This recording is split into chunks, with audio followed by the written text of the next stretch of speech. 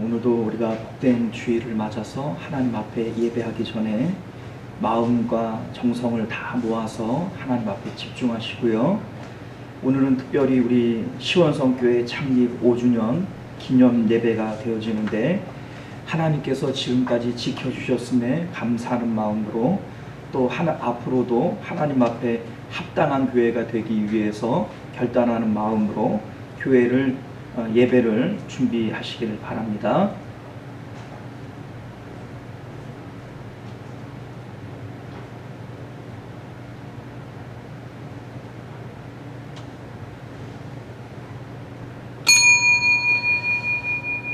지금으로부터 9월 5일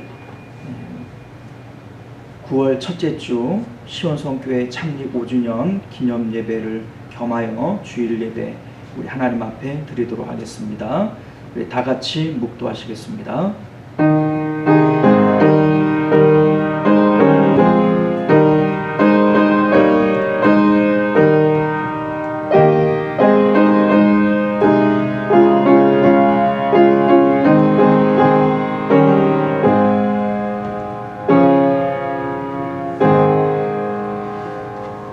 대저 물이 바다를 덮음같이 여호와의 영광을 인정하는 것이 세상에 가득하리라.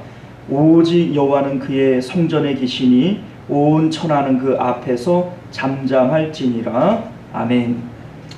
존귀하시고 은혜로우신 우리 주 하나님, 오늘도 우리에게 복된 주일을 허락하여 주옵시고 하나님 앞에 나와 주의 성호를 부르며 예배할 수 있도록 은혜를 주신 것 참으로 감사드립니다.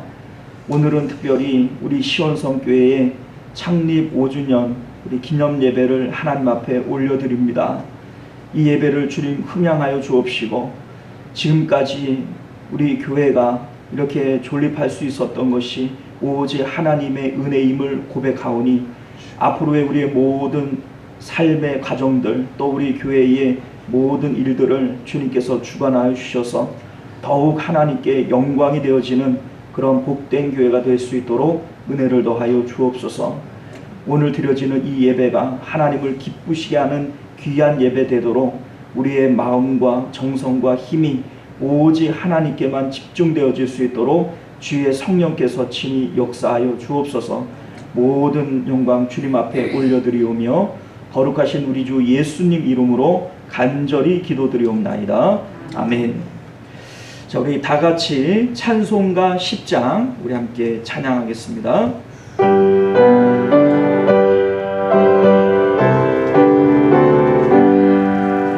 주님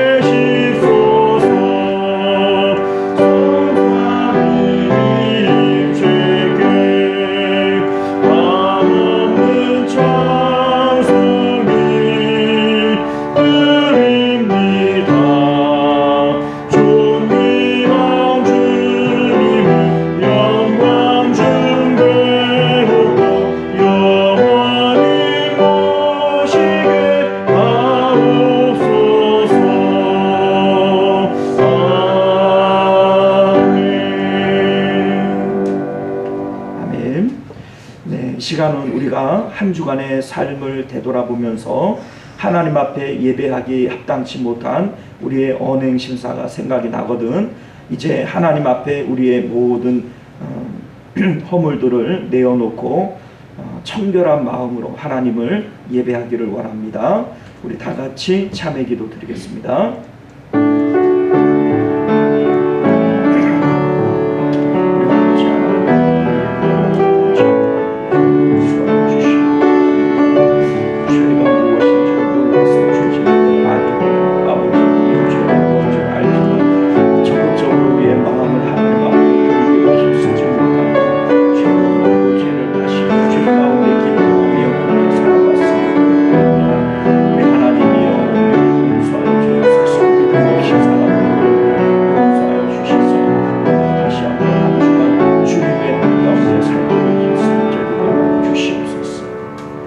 우리가 우리 죄를 자백하면 저는 미쁘시고 의로우사 우리 죄를 사하시며 모든 불의에서 우리를 깨끗게 하실 것이요 그러므로 이제 그리스도 예수 안에 있는 자에게는 결코 정죄함이 없느니라. 아멘.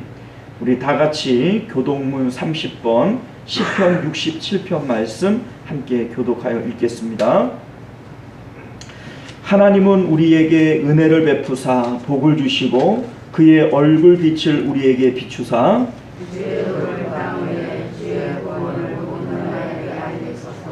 하나님이여 민족들이 주를 찬송하게 하시며 온 백성은 기쁘고 즐겁게 노래할지니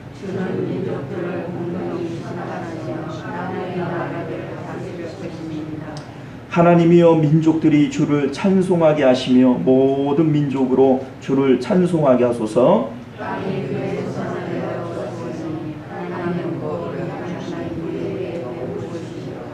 하나님이 우리에게 복을 주시리니 땅의 모든 끝이 하나님을 경외하리이다. 아멘. 우리 다 같이 사도신경으로 우리의 신앙을 하나님 앞에 고백하겠습니다.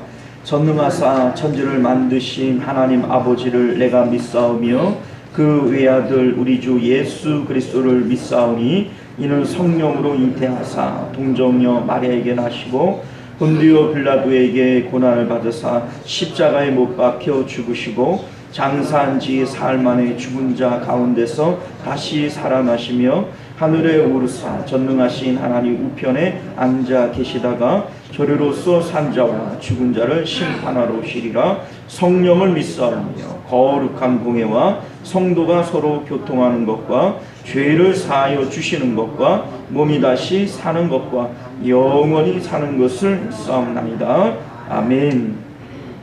우리 다 같이 찬송가 208장입니다.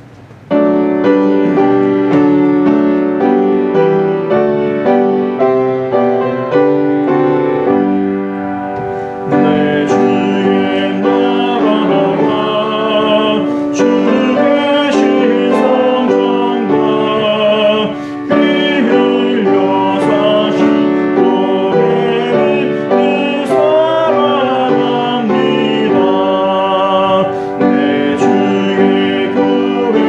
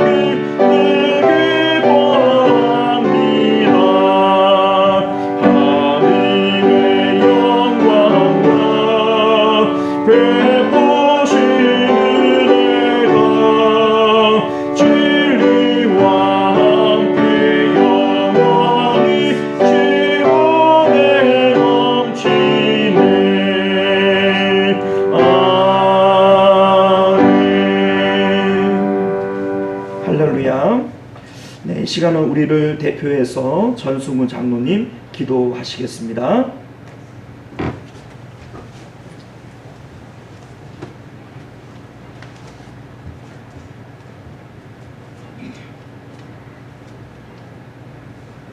아낌이 없는 사랑과 구원의 은총을 우리에게 허락해 주시는 하나님 아버지, 감사합니다.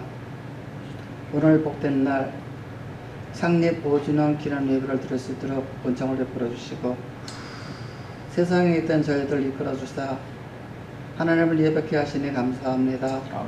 드리는 예배를 주께서 받아 주시옵소서. 지난날 오갑대 앞서 전전긍긍할 때에 주님께서 이곳에 이 재단을 새로 짓게 하시고 훌륭하신 두 분 목사님 보내주셔서 말씀으로 이끌어 주시는 가운데 5주년 기념 예배를 드립니다. 이 재단에서 드리는 예배와 찬양과 기도가 상달되며 이루어지는 복이 또한 있게 하여 주시옵소서. 말세 지말인 이때에 세계 곳곳에서 일어나는 사건 사고 속에 우리가 살아가고 있습니다. 코로나가 득세하여 수많은 생명들이 고통과 운명을 달리하고 각종 재난이 엎치고 덮치와도 인생들로서는 감당하지 못하니 안타깝습니다. 과학이나 지혜가 쓸데없고 지식이나 권능도 필요 없는 것을 볼 때 인생들의 노력과 수고가 헛되는 것을 고백합니다. 오늘도 우리들이 하나님의 말씀을 늘 구하고 묵상하며 오해할까 하며 살아갑니다. 주님께서 불쌍히 여김을 받는 자가 복이 있다 하셨사오니 이 백성들을 불쌍히 여기사 주의 길로 인도해 주시옵소서.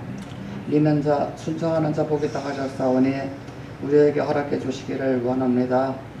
주님, 오늘도 몰라 목사님 우리에게 귀한 말씀을 전해주시는데 주님의 권능이 함께 하시고 전하는 입술과 말씀을 받아들이는 심령들이 한결같이 복되게 해 주시옵소서. 예배가 진행되는 가운데 있는데 마칠 때까지 주께서 주관해 주시며 악한 마귀 조금 더 틈타거나 엿보지 못하게 하시고 주께서 홀로 영광 받아 주시옵소서. 우리에게 성도님들 가슴속에 간직한 주님께 있어 이루어 주십사 하는 마음 주께서 하시겠사오니 예배를 드리는 가운데 이루어 주시 또한 구합니다. 우리 주님께서 말씀하시기를 구한 것은 발등을 둘러 여기라 말씀하셨는데 구하는 심령마다 주께서 허락해 주시옵소서. 마치는 시간까지 순서마다 주께서 홀라 주관해 주시옵소서. 부족한 죄인이지만 우리를 구원하신 거룩하신 예수님 이름으로 감사의 기도를 드립니다.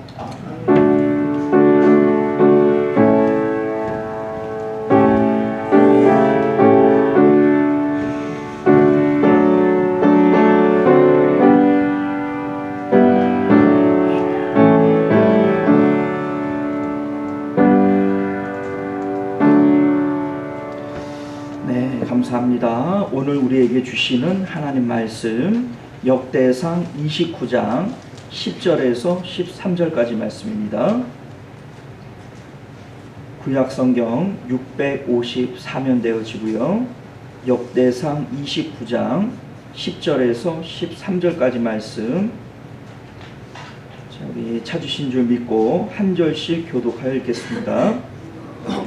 다윗이 온 회중 앞에서 여호와를 송축하여 이르되 우리 조상 이스라엘의 하나님 여호와여, 주는 영원부터 영원까지 송축을 받으시옵소서.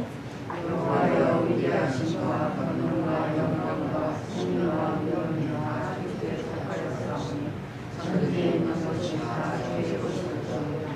여호와여, 주권도 주께 속하였사오니 주는 녹수가 만물을 지으시니라. 부와 기가 주께로 말미암고 또 주는 만물의 주제가 되사 손에 권세와 능력이 있사오니 모든 사람을 크게 하심과 강하게 하심이 주의 손에 있나이다. 우리 하나님이여, 이제 우리가 주께 감사하며 주의 영화로운 이름을 찬송하나이다. 아멘. 네, 이 시간은 우리가 사랑하고 존경하는 우리 정재철 목사님 우리 앞으로 모셔서 말씀 받겠습니다. 우리 나오실 때 할렐루야로 크게 환영해 주시면 감사하겠습니다. 네, 할렐루야. 반갑습니다. 코로나로 인해서 참 걱정이 많이 됩니다. 이 코로나 상황을 놓고 지금 사탄과 성령님의 역사가 지금 공존하고 있다, 이렇게 보면 되는데, 사단은 이 기회를 이용해서 우리로 하여금 예배를 못 드리게 하고 성도 교제를 못하게 해서 신앙을 피폐하게 만들려고 지금 총공세를 가하고 있겠죠. 그러나 성령님께서는 그 반대로 이 어려움 속에도 삶 자체를 예배로 생각하면서 더 예배에 충실하고 더 신앙생활에 정진하는 그런 성숙한 그리스도인이 되도록 이끌어 가시는 것이 성령님의 역사입니다. 우리가 이 두 양 세력 앞에서 어느 쪽의 말을 듣겠느냐, 그건 당연히 성령님의 인도하심을 따라야 되겠죠. 우리가 이럴 때에 신앙생활이 해이해지고 예배생활이, 교회생활이, 우리의 삶이 흐트러지면 그건 사단에게 순종하는 일이 되기 때문에 이건 실패의 신앙입니다. 그러니까 우리가 이럴 때일수록 성령님의 인도하심이 뭘까? 왜 하나님께서 이 코로나 상황을 허락하셨을까? 하나님이 모르실 리가 없잖아요. 그죠?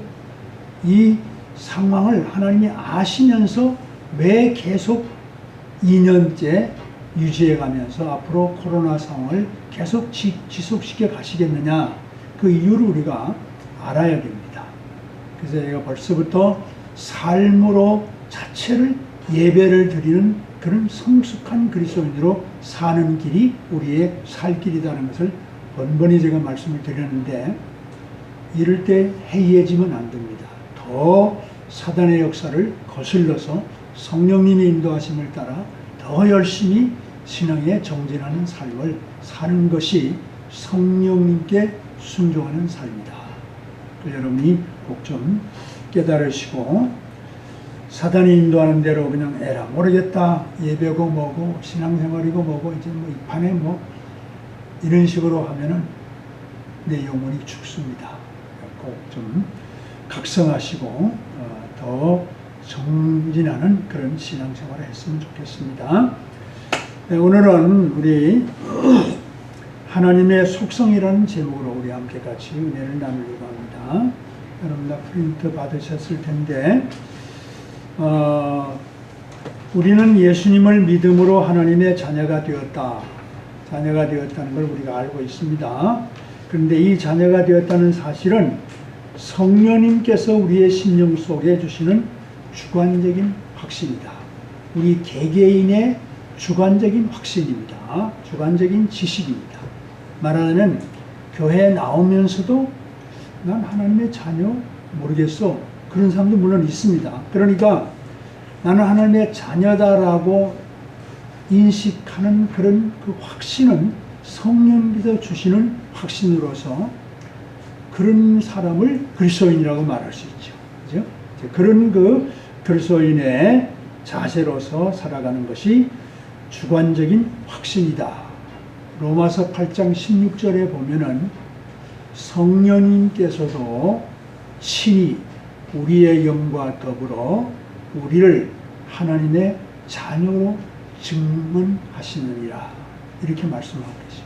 그러니까 성령께서 우리 속에 오셔서 너는 하나님의 자녀야 라고 인식을 주셔서 우리 지금 모두가 고백하기를 나는 하나님의 자녀다 라고 고백하고 있는 겁니다. 자, 그러면 거기에 이어서 이제 우리는 여기에서 머물 것이 아니라 한 걸음 나아가 하나님에 대한 객관적인 지식을 더 확보함으로 하나님을 확실하게 알고 하나님께서 원하시는 신앙생활을 하도록 노력해야 한다. 그러니까 주관적인 내 확신에 그치는 것이 아니라 성경을 다시 살펴서 하나님은 어떤 분이신가를 알면 알수록 더 하나님이 원하시고 하나님이 기뻐하시는 삶을 살아낼 수가 있는 거죠.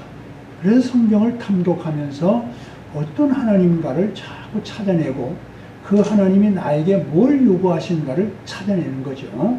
그게 바로 오늘 말하는 객관적인 지식이다라고 말할 수가 있습니다.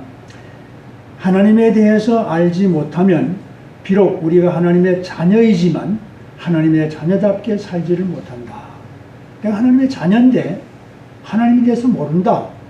그러면 하나님이 내게 뭘 원하는지, 뭘 하라고 하시는지 모르니까 내가 신앙생활을 제대로 할 수가 없게 되겠죠.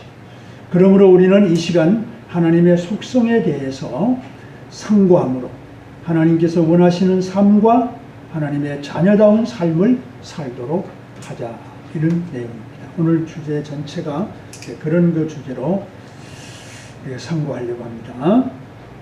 자, 그럼 우리가 하나님의 속성에 대해서 또 하나님에 대한 것을 알자고 자꾸 힘쓰는 것은 성경에 여러 군데 물론 다 요구하고 있는 상황이지만 특별히 호세아 6장 3절 6절 거기에 보면은 이제 거기에 나오는데요. 오늘 분으로 참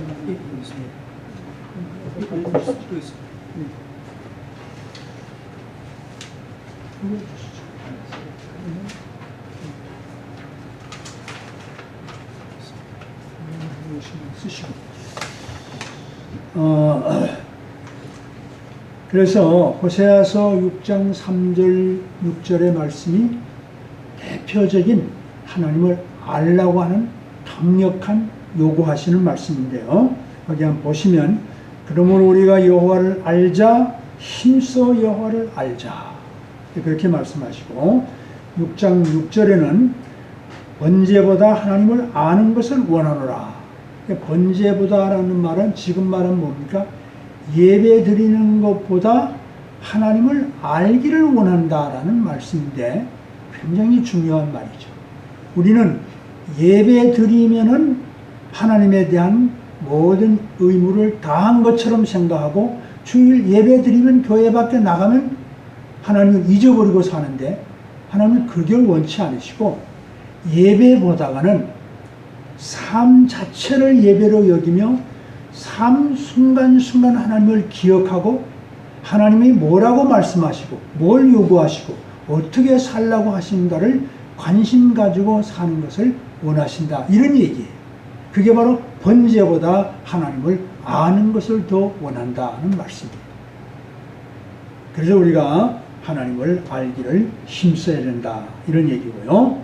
그 다음 두 번째, 하나님께서만 가지신 성품을 상고해 보면은 대표적인 오늘 말씀 읽은 대로 역대상 29장 다 외우시면 참 좋은데요.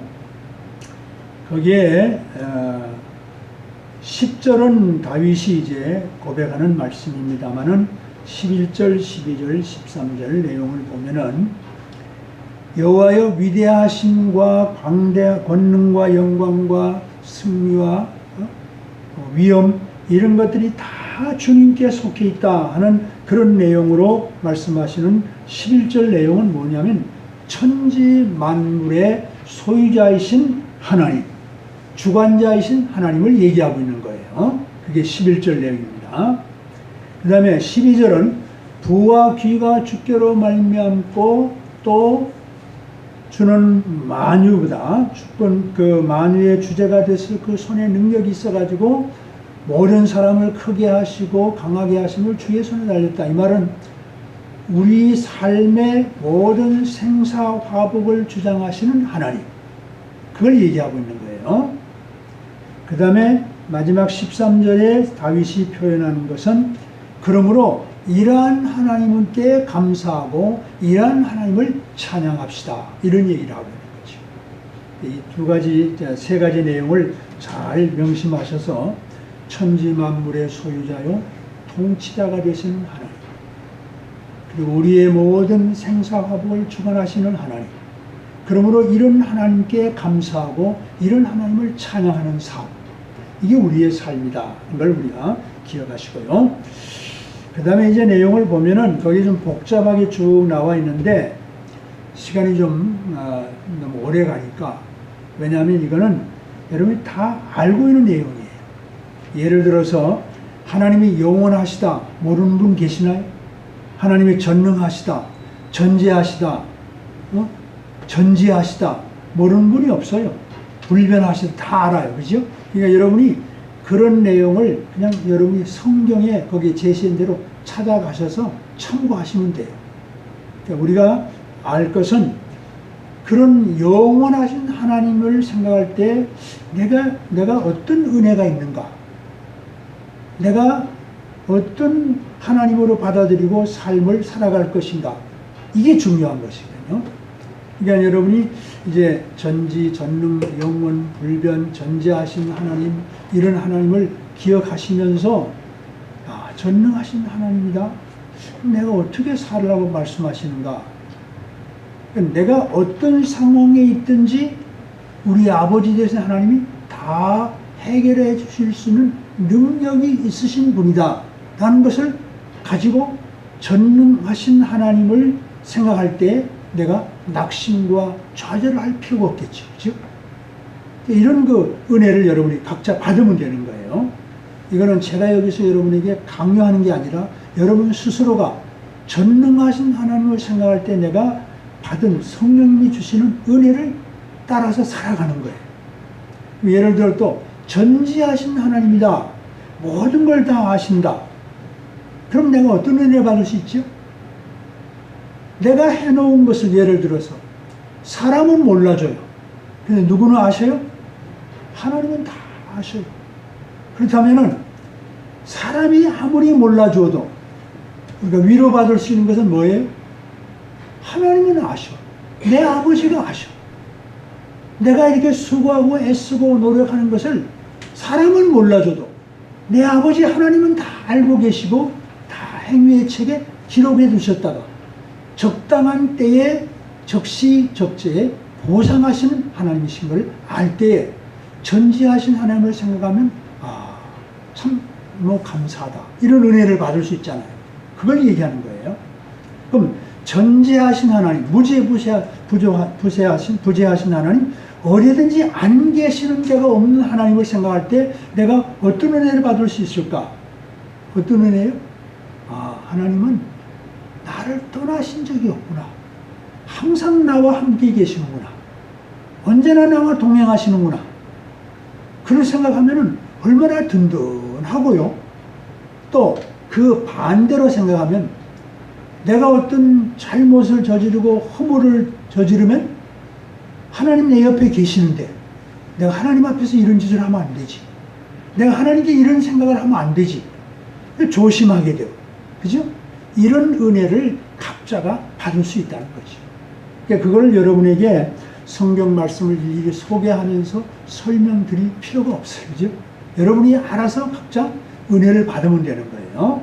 그렇게 여러분이 이해를 하시면 되겠고요. 자, 이게 좀 첨부할 말씀은, 그러면 성경을 읽다가 이 말씀은 하나님의 어떤 속성에 대한 말씀일까? 를 좀 생각하면 좋아요. 이거는 전능하신 하나님에 대한 말씀이다. 이거는 전지하신 하나님에 대한 말씀이다. 이거는 영원하신 하나님 말씀이다. 불변하신 하나님 말씀. 이렇게 그걸 생각해내서 그 하나님에 대해서 은혜를 받는 것이 참 좋은 거예요. 네. 그런 것을 여러분이 참고해서 말씀드리니까 성경을 읽다가 종종 하나님의 이 많은 그 속성을 잘 기억하시기 바랍니다. 그럼 은혜가 더 될 수가 있어요. 성경을 읽으면서 더 은혜가 될 수가 있어요. 그 다음 세 번째, 하나님과 사람과 함께 가진 성품. 이걸 이제 마지막 정리를 하겠습니다마는, 하나님의 독자적인 하나님만 가지고 계시는 성품이 계신가 하면은 하나님과 우리 사람이 같이 가지고 있는 성품이 있어요. 공유하는 성품이 있어요. 그게 바로 3번에 얘기하는 거예요. 그러니까 예를 들어 하나님은 어떤 하나님? 사랑의 하나님, 진실하신 하나님, 의로우신 하나님, 공의로우신 하나님, 그죠? 그런 또 거룩하신 하나님. 이런 것이 하나님께서 다 가지고 계신 속성인데 그런 부분은 우리도 가지고 있어요. 그죠? 예. 그러니까 전능하신 하나님의 속성은 우리가 못 가져요. 우리가 전능할 수가 없죠. 전지하신 하나님의 속성은 우리가 못 가져요. 그건 우리 공유할 수가 없는 하나님만의 독특한 성품이에요. 그런데 우리가 하나님과 공유할 수 있는 것은 뭐예요? 사랑하시는 하나님. 우리도 사랑할 수 있잖아요.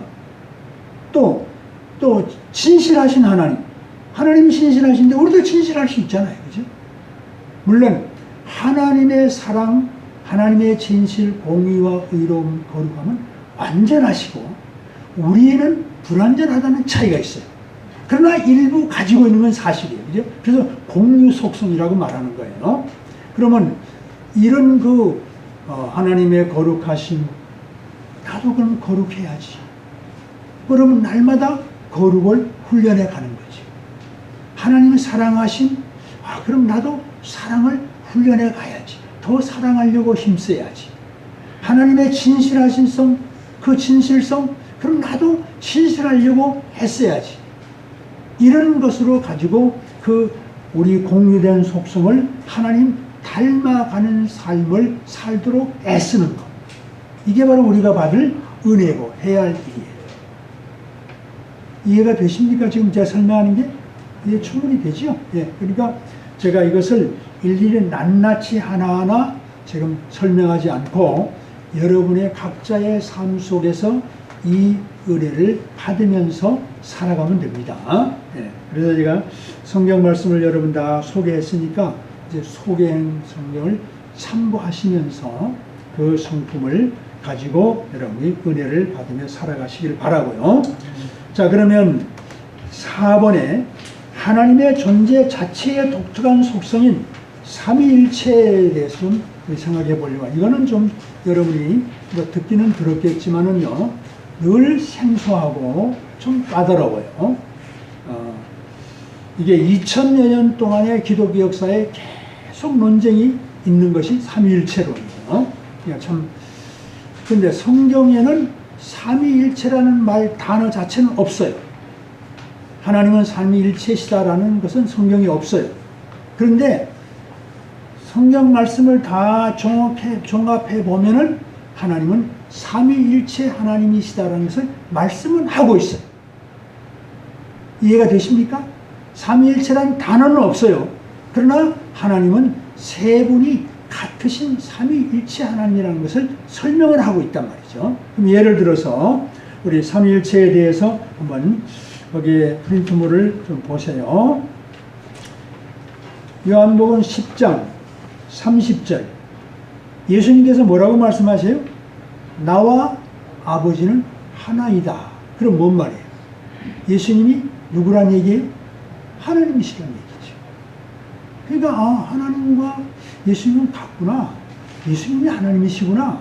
이런 얘기가 되는 거죠. 거기에 삼위일체성이 나오는 거예요, 지금요. 그 다음 또 사도행전 5장 3절 베드로가 이르되 아나니아와 삽비라 이렇게 쭉 여기 나오는데 거기에 갑자기 말이 바뀌어지는 게 있어요. 땅이 그대로 있을 때는 내 땅이 아니며 판 후에는 내 마음대로 할 수 없더냐? 어찌하여 이 일을 내 마음에 두었느냐? 사람에게 거짓말하는 것이 아니요 하나님께로다. 이렇게 나오잖아요. 근데 그 앞에는 뭐라고 되어 있어요? 베드로가 이르되 하고 쭉 나가다가 내가 누구를 속이고?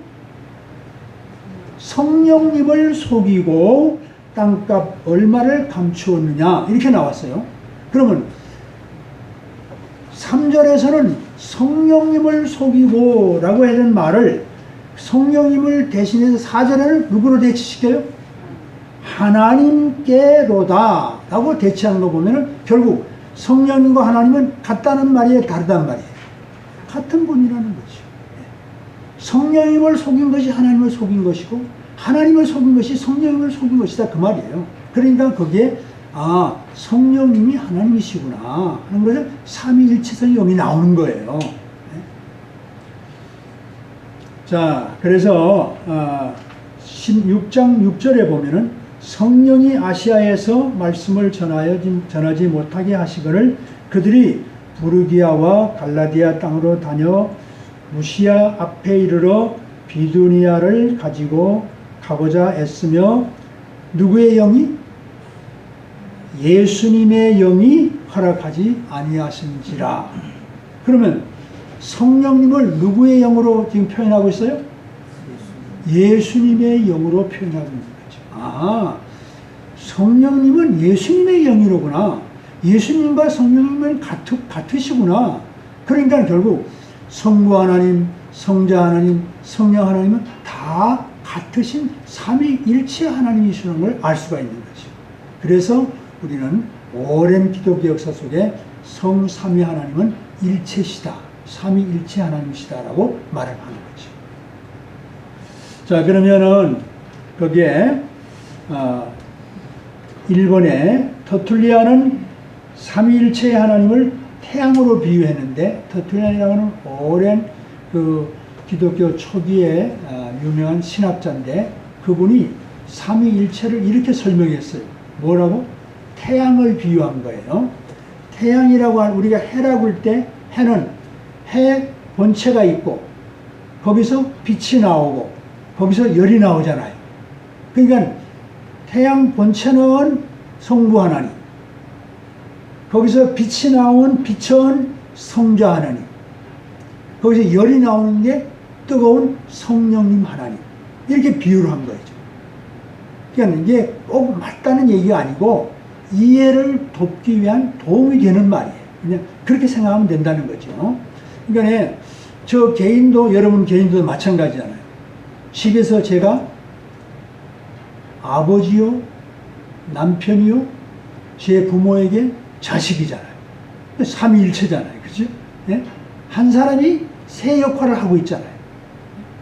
그런 식으로 생각하면 된다. 이런 얘기를 지금 하고 있는 거예요. 삼위일체 하나님을 여러분이 이렇게 이해를 하시는데 도움이 됐으면 좋겠습니다. 자, 그런데 성삼위 하나님은 한 분으로 존재하시는지 세 분이 각각 계시는지 우리는 잘 알 수가 없으나 분명한 것은 삼위 하나님은 모든 면에서 동일하시다. 그러니까 우리가 이제 천국 가야지 확실히 알 수 있어요. 성부, 성자, 성령님 하나님이 세 분이 따로따로 계실는지 한 분이실는지 그거는 지금 여기서 그것도 논쟁거리이기 때문에 어떻게 할 수가 없어요. 그러나 세 분이 다 어떻게 똑같아요. 모든 면에서 같은 분이에요. 전지, 전능, 전지의 영원, 불변, 자존, 모든 면에서 세 분이 똑같으신 분이라는 건 틀림없다 이 말이죠. 예, 그건 그렇게 아시고, 또 참고로 유일신론이라는 말이 있고 단일신론이라는 말이 있는데, 유일신론은 우리 기독교 한 분 하나님을 믿는 거예요. 삼위일체 되시는 한 분 하나님을 믿는 것을 유일신론이라 그렇게 말하는 거예요. 근데 단일신론이란 말은 한 분 하나님 하는 같은데 그 말은 좀 달라요. 우리처럼 성부, 성자, 성령 세 분으로 알고 그게 아니고 구약의 여호와 하나님 한 분만 하나님으로 믿는다. 그래서 단일신으로 믿는 거예요. 그래서 대표적인 이단이 누구냐면 여호와 증인교예요. 여호와 증인교는 유일신교가 아니고 뭐예요? 단일신론. 그러니까 여호와 하나님만 하나님이고 예수님은 그냥 선지자 중에 하나, 성령님은 하나님께서부터 나오는 어떤 빛, 능력 이런 것들로 간주하고 하나님으로 취급하지 않고 성부 하나님, 그러니까 여호와 하나님만 하나님으로 믿는 것이 여호와 증인교예요. 그래서 이단이에요. 우리는 누구를 믿어요? 성삼위일체 하나님을 믿어요. 성부, 성자, 성령 세 분이 하나이신 하나님을 믿는 것이 유일신 신앙이라는 말이죠. 이건 좀 이해를 하고 지나가야 됩니다. 자, 그러면은 지금까지 얘기했던 것을 조금 하나 보충할 것 하나 있는데, 아까 처음에 여호와를 알자라고 했는데 이 안다는 말을 제가 자주 설명을 드리죠. 여기에 성경에 안다는 것은 경험적인 지식이라는 것을 덜 기억하시기 바랍니다. 경험적인 지식이라는 말을 하고 아닌 거하고 구별이 이런 거예요. 예를 들어 여러분, 문재인 대통령, 그분이 대통령이신 거 우리가 알아요, 몰라요? 알아요. 그분이 어디에 있죠? 청와대에 있어요. 그분이 뭐 하죠? 나라 다스려요. 다 알아요. 그죠?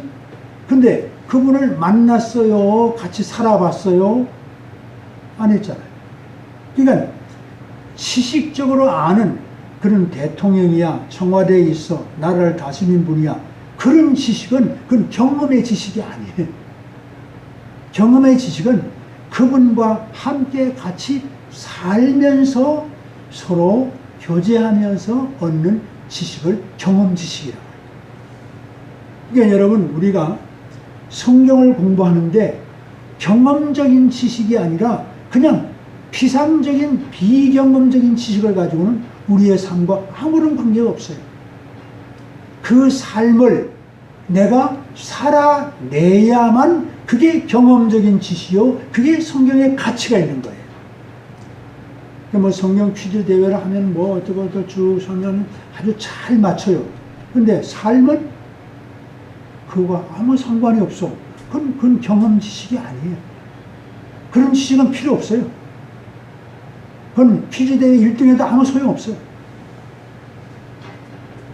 성경 다 암송해도 아무 소용 없어요. 내 삶에 적용이 돼야 돼. 이게 바로 경험적인 지식과 비경험적인 지식을 말하는 겁니다. 오늘 여기서 호세아서에서 말하는 여호와를 알자, 힘써 여호와를 알자, 번제보다 하나님을 알기를 원하는 안다는 말은 무슨 지식이에요? 경험적인 지식을 말합니다. 하나님을 제발 좀 경험적으로 알아다오, 이런 얘기예요. 그냥 피상적으로 하나님은 하늘에 계셔, 뭐 창조주래, 그건 뭐 아무 소용 없어요. 나와 상관이 있어야 돼. 나와 함께 교제가 돼야 돼. 자, 그러면 이제 정리를 하겠습니다. 오늘 우리는 하나님의 속성에 대해서 지금 참고를 했는데요. 이 속성이라는 말은 좀 어려운 단어인데 그냥 성품이라고 하면 돼요. 성품, 속성 같은 뜻이에요. 특성, 뭐 이런 걸 속성이라고 그러는데 하나님의 특성, 하나님의 성품. 근데 이 하나님에 대한 지식을 신학적 용어로 신지식이라고 해요. 신에 대한, 하나님에 대한 지식, 신지식인데 신지식은 두 가지예요. 주관적인 자기 확신과 객관적인 지식. 쉽게 말하면 주관적인 지식과 객관적인 지식이에요. 그러면 주관적인 지식이라는 말은 뭐냐면은 성경을 통해서 내가 받은 그 지식인데 그거를 내가 고백하는 거예요. 하나님은 나의 창조자, 나의 구원자, 나의 영적인 아버지라고 고백하면서 확신하는 그 주관적인 지식. 이게 바로 내 개인적인 지식이거든요. 아까 말한 것처럼 교회 다니면서 그걸 고백하지 못하는 사람이 있어요. 그런 주관적인 지식이 없는 사람도 있습니다. 근데 우리는 다 그걸 가지고 있어요. 하나님 창조주예요. 나의 구원자예요. 내 영적인 아버지시에요. 그런 고백을 가지고 살잖아요. 그게 주관적인 확신입니다. 그러면 거기에 이어서 객관적인 지식은 뭐냐? 모든 그리스도인이 성경을 통해서 알고 있는, 그래서 공적으로 다 고백하는 지식. 모든 사람이 다 고백하는 지식. 그죠? 모든 그리스도인이 다 고백하는 지식을, 그거를 객관적인 지식이라 그렇게 말해요. 그럼 객관적인 지식은 뭐래요? 아까 얘기했죠. 우선 잘 아는 대로 영원, 불변, 전지, 전능, 전제, 뭐 자존성, 삼위일체성 이런 것들이 있잖아요. 그죠? 네. 이런 것들을 가지고 뭐라고 말하느냐? 아까 말한 대로 비공유적 속성이라고 해요. 하나님과 우리가 같이 가지고 있지 않고 하나님만 가지고 계시는 독특한 그런 속성이기 때문에 우리가 전지할 수 없고 영원할 수가 없고 전지할 수가 없으니까 우리는 할 수가 없어요. 하나님만 가지는 독특한 성품. 그것을 바로 비공유적 속성 그렇게 말합니다. 봉체적 속성 뭐 그렇게 말하기도 합니다만 어쨌든 그런 걸 그냥 참고로만 알아주시면 됩니다. 그럼 아까 말씀드렸죠? 이런 것들을 어떻게 하라고요? 누가 강요해서가 아니라 여러분 스스로가 은혜를 받으라고. 영원하신 하나님, 전지하신 하나님 이런 것을 스스로 은혜를 받으시기 바랍니다. 자, 그 다음에 이제 이 객관적인 지식은 다른 말로 하면은 뭐라고 말하냐면 하나님은 누구신가 이런 뜻이에요. 그걸 뭉뚱그려서 토탈로 얘기하면 뭐예요? 하나님은 누구시냐?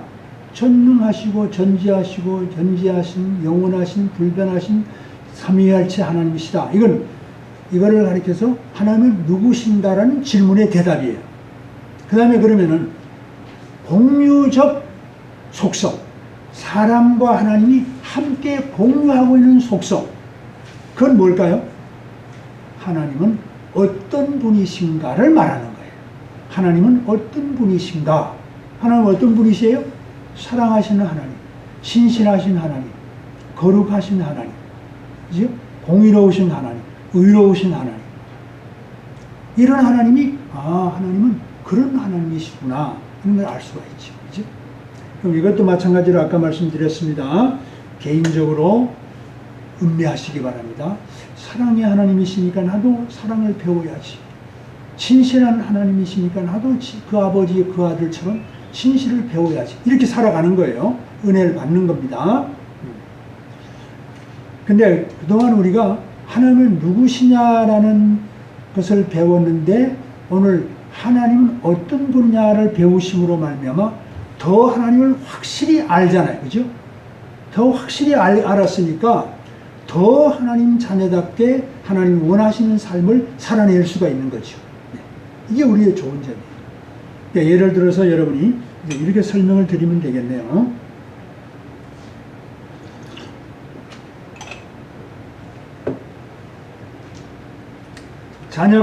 우리 자녀가 우리 아버지가 누구시냐라고 할 때 날 낳으신 분, 날 사랑해 주시는 분, 내 보호자 그렇게 알잖아요. 그죠? 그게 내 아버지예요. 그건 아버지가 누구냐의 대답이에요. 그러면 아버지는 어떤 분이시냐? 그분은 뭐 회사의 사장이래. 동네 유지시래. 그분 뭐 기술자래. 이런 식으로 이제 아버지를 어떤 아버지인지 알잖아요. 그러면 그 자식이 아버지는 누구신가라는 걸 알 때와 거다가 플러스 아버지가 어떤 아버지인가를 알 때와 차이가 있을까요? 없을까요? 있겠지요. 그냥 아버지는 날 낳으신 분이고 날 사랑하시고 날 보호하시는 분이야라고 알 때와 그분이 회사의 사장이래. 그분이 동네 사람에게 존경을 받는 유지시래. 그분이 이러이러한 기술을 가진 분이래. 이야, 정말 존경할 분이구나. 그러면 그 아버지에 대해서 더 존경심이 가고 또 더 신뢰할 수 있고 그 아버지의 자녀다운 삶을 살려고 애쓰게 되겠죠. 그죠? 그런 유익이 있는 거예요. 그게 마찬가지예요. 하나님께 대해서도 마찬가지예요. 하나님은 창조주, 구원자, 나의 아버지, 그것만 알면은 은혜가 덜 되는데, 그분이 전지, 전능, 전제, 영원, 불변, 삼위일체, 자전하신 그런 하나님이시며, 사랑의 하나님, 진실하신 하나님, 거룩하신 하나님, 이렇게 알면은, 이렇게 위대하신 하나님이시구나. 그러면 더 믿어지고, 신뢰하게 되어지고, 그 하나님이 원하시는 게 뭘까? 그 하신 하나님이 뜻대로 살아가려고 애쓰는 그런 신앙이 점점 더 장성하고 성장되는 거죠. 그게 유익한 거예요. 그러니까 객관적인 지식뿐 아니라 주관적인 지식 다 다를 공유하고 있는 것이 우리 신앙의 유익한 것이. 네. 자, 이해가 되었을 줄 믿습니다. 그러면 예를 들어서 비공유성 속성을 알 때에 우리는 어떤 생각을 할 수 있을까요? 하나님은 전지전능연 영원 불변하시고 자존하시고 삼일체 하나님이시다. 그거를 생각하면은 하나님은 정말 전지전능하시고 위대하신 그런 하나님이신데 이분이 내 아버지시라니. 그럼 나는 이 아버지의 자녀니까 내가 보호받고 인도받고 하는데 조금 더 부족함이 없겠네. 이런 하나님이 내 아버지인데 내가 뭘 두려워하겠나. 그런 생각을 가지고 하나님을 더 신뢰하고 믿고 의지하면서 이 험난한 세상을 담대히 살아갈 수가 있는 거지. 그러니까 우리 믿는 신자가 그거예요. 우리가 왜 세상에 이렇게 어려운데도 더 담대하게 살 수 있죠? 전능하신 하나님이 계시니까. 전지하신 하나님이 내 아버지시니까. 내 형편 잘 아시는 전지하신 하나님이 내 아버지시니까 무서울 게 없어요. 그게 우리 신앙의 장점이에요. 근데 안 믿는 분은 이런 하나님이 없으니까 때때마다 두려운 거예요. 코로나로 죽지는 않으려나. 뭐 이래서 위험하고 저래서 위험하고 사업이 안 돼서 망해서 뭐 이게 밤날 그 불안과 초대 속에서 스트레스 받으며 살아가는 거예요. 제가 가끔 그 성도들에게 우울증이 있고 뭐 공포증이 있고 뭐 그런 말씀을 들을 때 제가 조금 경솔한 생각인지 몰라도 이건 아닌데, 전능하신 하나님을 믿는다면은 우울증이 나올 수 있고 공포, 두려움이 나올 수가 없는데 이건 뭔가 좀 부족하다 하는 생각이 들어요. 그러니까 여러분이 이 험난한 세대가 아무리 어려워도 내가 죽을 환경에 가도 내가 두렵지 않아요. 왜? 하나님이 계시는데. 그분이 전지전능 전지하시다니까요. 불변하시다니까요. 나와 약속한 것은 영원히 변치 않으신다니까요. 너는 내 자녀야라는 것을 버리지 않으셔요. 날 발로 차내버리진 않아요. 그런 하나님이 계시는데 내가 뭘 두려울 게 있어요? 왜 우울증에 걸려요? 왜 불안해져요? 왜 스트레스를 받아요? 그러니까 그런 것은 신앙적으로 해결할 수가 있는 문제예요. 두려워하지 마세요. 자, 그 다음에 공유적 속성을 보면은 우리가 뭘 생각할 수 있어요? 하나님은 정말 훌륭하신, 인격적으로 위대하신, 완전하신 하나님이시구나. 그러면 이 완전하신 하나님이 내 표본이야, 내 본보기야. 이런 하나님이 나의 본보기로 있어. 그럼 내가 하나님처럼 사랑하고 하나님처럼 진실하고 하나님처럼 거룩하고 이런 생각이 들 거 아니에요. 하나님처럼 의롭게 살려고 애쓰는 그런 마음이 생길 거 아니에요. 그죠? 그래서 하나님은 나의 표본이에요. 그래서 제가 늘 말씀드리는 게 예수님 닮자. 예수님 닮자. 왜? 그분이 이런 훌륭하신 위대하신 하나님이시기 때문에 그분을 닮는 것이 우리의 삶 전체예요. 우리의 목적이에요. 그러니까 이런 본보기가 없이 살아가는 사람도 너무 많잖아요. 이렇게 훌륭한 아버지를 모시지 못한 사람 얼마나 많은지 몰라요. 근데 우리는 이런 훌륭한 아버지를 모시고 살잖아요. 그분처럼 살려고 몸부림칠 수가 있잖아요. 그러니까 우리는 오늘 마지막 강조하고 싶은 것이 뭐냐? 이 하나님을 본받아 더 사랑하려고 애쓰고 더 거룩해 보려고 애쓰고 더 의롭게 살려고 애쓰고 더 진실하게 살려고 애쓰고 좀 공의롭게 살아보려고 애쓰고 제발 좀 거짓말하지 아니하고 제발 좀 더럽고 추하게 살지 않고 좀 바르게 살아보려고 몸부림치는 삶을 살아가자는 거죠. 이게 하나님을 아는 사람의 주관적 지식과 객관적 지식을 가진 성도의 본래의 모습이에요. 정말 안타까운 일이 많습니다. 목회하면 자신도 물론 그렇게 살지 못해 안타깝지만 성도들의 삶에 너무 그런 소망이 없고 희망이 없고 꿈이 없어. 내가 뭘 어떻게 살아야 될지 꿈이 없어 살아가. 그냥 밥 먹고 살아가는 거야. 그냥 이런 비참한 삶 살지 마시기 바랍니다. 이런 무의미한 삶 살지 마세요. 꿈이 있잖아요. 주님처럼 살아야지. 더 거룩하게, 더 사랑하고 진실하게, 더 완전한 의로운 사람으로 살려고 애쓰는 이 꿈이 있잖아요. 그죠? 여러분 종종 자존심 상해 보셨어요? 아, 나를 무시해서 자존심 상한다. 여러분 진실로 자존심 상해야 될 일은 뭔지 아세요? 이런 훌륭하고 위대한 하나님 아버지를 모시고 살면서 이렇게 초라하고 불쌍하게 살아가는 내 자신이 자존심 상한 거예요. 이런 아버지가 내 아버지인데 어떻게 나는 요 모양 요 꼴일까? 이게 자존심 상하는 거지. 나를 무시한다고 자존심, 무시한다고 내가 무시되나요? 내가 하나님의 자녀인데. 누가 나를 무시해요? 절대 무시 못해요. 그런 무시는 말뿐이에요. 무시할 수가 없어요. 그러니까 무시당한다고 생각할 필요도 없어요. 정말 자존심 상하는 건 뭐예요? 내가 이 하나님의 자녀로 살지 못하는 이 초라한 내 모습이 자존심 상하는 거예요. 이 자존심 가지고 살아야 되는 거예요. 우린 절대 무시당하지 않아요. 누가 나를 무시한다고 절대 거기에 스트레스 받지 마세요. 네가 아무리 나를 무시해봐라. 내가 하나님이 나를 인정한 사람이야. 나를 위해서 예수님이 십자가에 돌아가실 분이야. 그만큼 가치 있는 사람이야. 누가 나를 무시해? 이런 긍지를 가지고 살면서 정말 자존심은 뭐라고요? 내가 하나님 자녀답게 살지 못한 것 때문에 안타까워하면서 하나님 제발 좀 주님 닮아 바르게 살고 정직하게 살고 사랑 있는 사람으로 살게 해주세요. 이 자존심 가지고 사는 거예요. 하나 더 마지막으로 1900년대 미국 시카고에 마피아단이라고 하는 유명한 갱단이 있었어요. 거기에 두목이 알 카포네잖아요. 그 알 카포네가 밤의 대통령을 칭호를 받으면서 미국을 전체를 그냥 휩쓸다시피 했어요. 아니면 전 세계를 휩쓸다시피 했죠.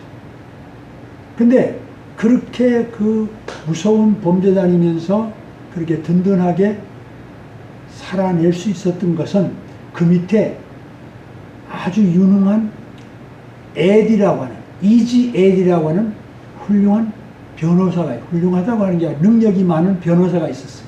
그 변호사가 모든 법적인 것을 다 막아주는 거예요. 그래서 그 범죄단체가 살아내는 거예요. 그래서 이 에디라는 변호사가 알 카포네에게 큰 보상을 받았어요. 시카고에 한 블럭을 그냥 완전히 그냥 하나를 그냥 네 가져 하고 그냥 보상을 받았어요. 그러니까 완전히 에디라는 이 변호사가 하루아침에 그냥 큰 재벌이 된 거예요. 평생 살고 먹고 살고 자손 많은데 살고도 남는 그런 엄청난 재산을 받은 거예요. 그런데 그렇게 살던 에디가 몇 년을 살았는지 살다가 생각하니까 이건 아니야. 내가 이렇게 범죄단체를 위해서 살고 범죄단체가 준 돈을 가지고 부귀영화를 누려? 이건 아니야. 이건 아니야. 이건 하나님 앞에 가서 서서 내가 할 말이 없는 사람. 그래서 회개하기로 결단을 내리고 그리고 생명을 건, 목숨을 건 회개를 하는 거예요.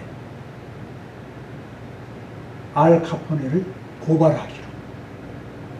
그럼 자기는 죽을 줄 뻔히 아는 거죠. 범죄단체 가만둘 리가 있겠어요? 난 죽을 목숨이다 라는 걸 각오하고 고발하고 알 카포네를 감옥에 집어넣었어요. 그리고 그는 얼마 있다가 무참하게 살해를 당하고 죽었습니다. 근데 그 에디라는 변호사가 자신도 그렇게 더럽게 살지만은 이렇게 살다가는 내 자식에게 이 더럽고 추한 삶을 물려주고 그로 하여금 불의한 삶을 살게 만들어주는 것은 이건 아비된 도리가 아니다. 그런 생각이 들어서 두 가지 목적을 가지고 자기도 회개하고 자녀에게 의로운 삶을 물려주기 위해서 목숨 걸고 회개, 세상의 부귀영화를 다 던져버리고 목숨 걸고 회개한 그런 사건이 있었어요. 그래서 그 아들 오헤어라고 하는 사람은 그 아버지의 그 유훈을 받아가지고 정말로 멋지게 살아내가지고, 특별히 태평양 전쟁, 일본과 전쟁할 때에 미국 모함 2,800명이 타고 있는 모함이 있었는데, 그거를 향해서 지금 일본 그 비행기가 지금 9대가 날아오면서 지금 거기를 지금 폭파하려고 날아오고 있는데, 이 애들이 파일럿이니까 이 오헤어라는 혼자 딱 남았어요. 그러니까 죽기 살기로 이걸 막아야 되겠다. 저 2,800명 생명을 살려야 되겠다는 생각 가지고 생명 내 걸고 그걸 막아냈어요. 그리고 결국 그 적기가 다시 돌아갈 수밖에 없게. 그리고 2,800명을 살려냈어요. 그래서 결국 미국의 아주 최고의 무훈 훈장을 받는 그런 사람이 됐고, 지금 시카고에 가면은 에디의 아들 오헤어 국제공항이 기념으로 있다는 거예요. 제가 이 얘기를 왜 드리냐 하면은, 우리 그리스도인의 삶이 바로 이런 삶이 되어야 되지 않을까요? 세상의 부귀영화가 눈이 어두워가지고 잘 먹어 잘 사는 게 그게 전부인 걸 생각하고 그렇게 살면 그게 뭐예요? 그게 범죄의 삶이잖아요. 그거 하나님 앞에 가서 아무리 말을 할 수 없는 삶이잖아요. 그 무슨 의미가 있겠어요? 정말 생명 걸고 목숨 걸고 회개하고, 그리고 자녀들에게 의로운 삶을 물려줘야 되겠다는 그 정신. 이게 바로 뭐예요? 이게 우리 그리스도인의 정신이 아니에요. 이게 우리 신앙의 정신이에요. 우리 모두 좀 이 에디라고 하는 훌륭한 변호사의 이 정말 훌륭한 그 신앙의 삶을 잘 본받아 가지고, 여러분 부디 오늘 이 하나님의 속성을 잘 아는 사람답게 그렇게 좀 멋지게 살고 주님 앞에 최고의 상급을 받는 그런 여러분이 되시길 축원합니다. 네, 기도하십시다. 하나님 아버지, 오늘도 우리가 주님 앞에 나와서 하나님의 속성에 대한 말씀을 나눴습니다. 지금까지 우리는 하나님이 누구시냐라는 것을 배워왔는데, 오늘 거기에다가 하나님은 어떤 분이신가를 더 알았습니다. 지금까지 살아낸 삶보다 더 훌륭한 삶을 살 수 있게 되었습니다. 이제 정말 하나님께서 이런 훌륭하신 하나님, 이분이 우리의 아버지심을 믿고 의지하며 이 험난한 세월을 담대하게 하나님을 의지하고 살 뿐 아니라, 이렇게 훌륭한 아버지를 우리의 표본으로 본보기로 삼아서 주님 닮아 살아가며 남은 여생을 아름답게 살아냄으로 말미암아 이 훌륭한 에디 변호사와 같은 그런 훌륭한 그리스도인으로 살아가서 하나님 앞에 서는 날 상받는, 칭찬받는 주의 귀한 백성들이 다 되게 해 주시옵소서. 예수님의 이름으로 기도하옵나이다. 아멘. 네, 감사합니다. 우리 은혜 많이 받으신 줄 믿습니다. 자, 우리 다 같이 찬송가 211장 1절 찬양 드리시면서 우리 드려진 예물 하나님 앞에 봉헌하겠습니다.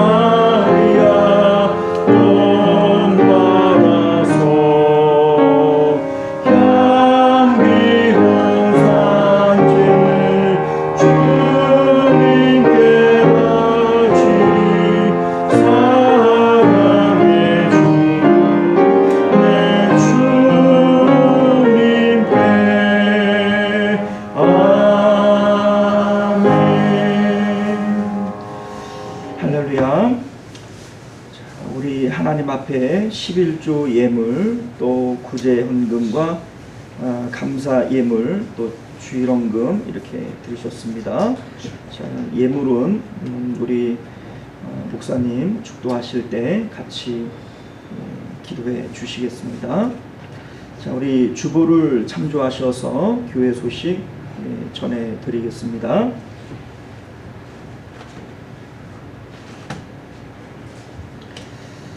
자, 우리 환절기에 건강에 주의하시고 말씀과 기도 생활에 더욱 힘써 주시기를 부탁드리겠고요.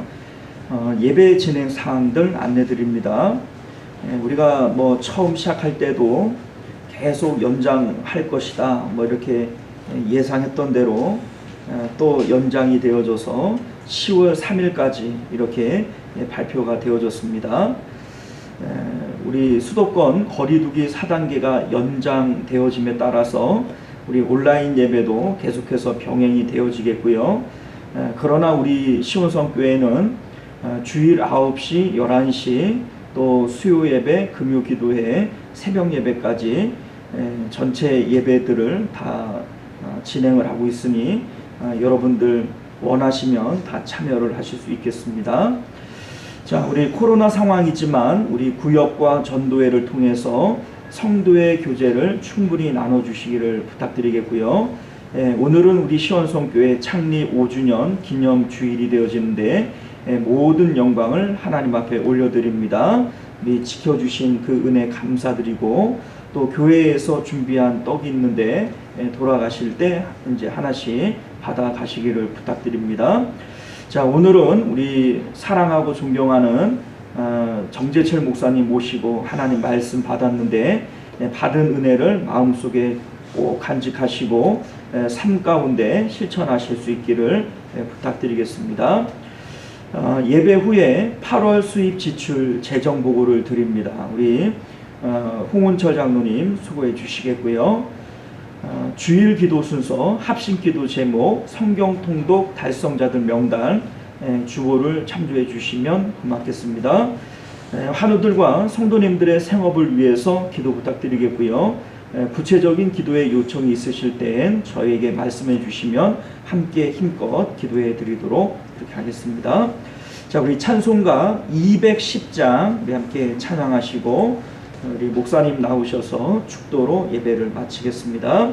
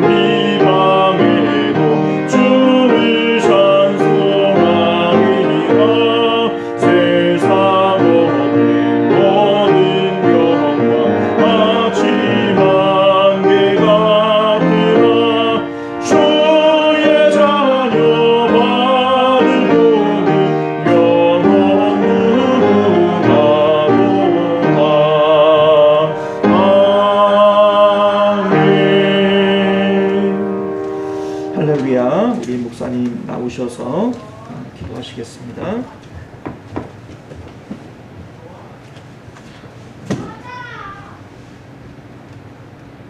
영원토록 우리의 아버지가 되시고 유일한 복의 근원 되신 하나님 아버지, 오늘도 이 험난한 코로나 상황 속에도 두려움과 낙심하지 아니하고 살아가는 것은 전능하신 하나님께서 계시고 하나님께서 우리의 복이 되시기 때문임을 고백하며 이 시간 아버지께서 주시는 모든 은혜를 생각하며 이 예물 아버지 앞에 정성껏 드립니다.